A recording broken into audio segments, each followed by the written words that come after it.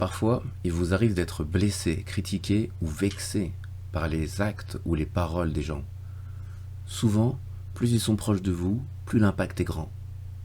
On a tous dans nos histoires familiales ou amicales des personnes qui ne se parlent plus, qui ne se parlent plus vraiment à cause d'une action qui s'est déroulée une fois ou des paroles de trop à l'encontre d'une autre personne.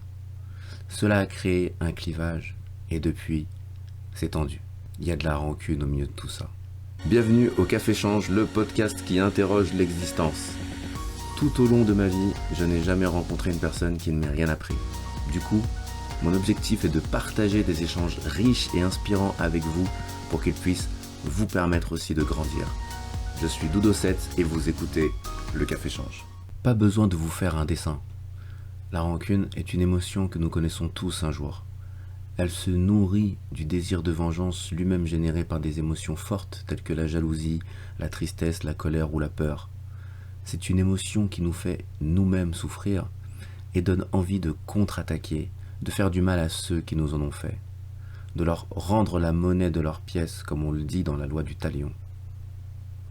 Une étude psychologique publiée ces dernières années sur la rancune a mis en évidence que de ne pas assouvir son désir de vengeance apporte des sentiments de bien-être au quotidien supérieurs que lorsqu'on l'assouvit. Donc oubliez ça, la solution ne réside pas dans le retour de flamme.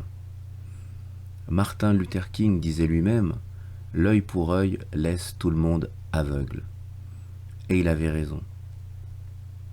Quand on rentre dans le cercle vicieux du « parce que lui ou elle m'a fait ça, alors je vais lui rendre ça », même si l'autre est coupable, nous sommes toujours responsables de ce que l'on fait de notre vie, des choix que l'on y fait. Et là, ça voudrait dire utiliser notre temps à mauvais escient afin de cultiver l'énergie négative que l'autre a mis dans notre vie. Vous n'avez pas besoin de garder cette émotion négative. Je ne vous dis pas de tendre l'autre joue, mais de vous libérer des chaînes de pressentiments dans lesquelles vous allez vous enfermer. Oui, car la rancune ferme le cœur. Il y a des personnes qui ont tellement le cœur fermé qu'elles n'arrivent plus à recevoir ou à donner de l'affection aux autres. Ces personnes-là sont des personnes blessées, qui ont eu mal, vraiment mal, et ainsi elles tentent de se protéger. Personne ne naît le cœur meurtri ou avec la volonté d'éviter de se lier aux autres.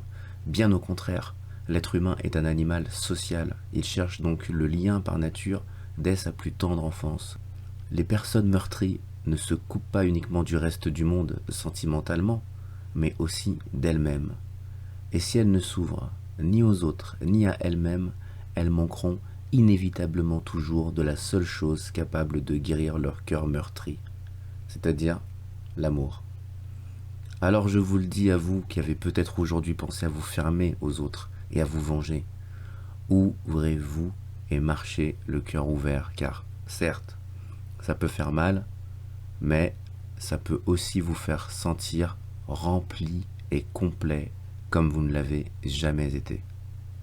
Merci à vous pour votre écoute. Si vous le voulez, vous pouvez laisser un avis sur Apple Podcast et sur Spotify et partager l'épisode autour de vous, ça nous aide vraiment. Vous pouvez me soutenir aussi en faisant un don sur le site www.tosmile.fr. Si vous avez des idées de sujets ou des personnalités que vous aimeriez que j'aborde dans le Café Change, dites-le moi en commentaire ou sur les réseaux Instagram et Facebook. Tapez Doudou7 et vous serez servi. À bientôt pour un prochain Café Change les amis, on continue à grandir ensemble.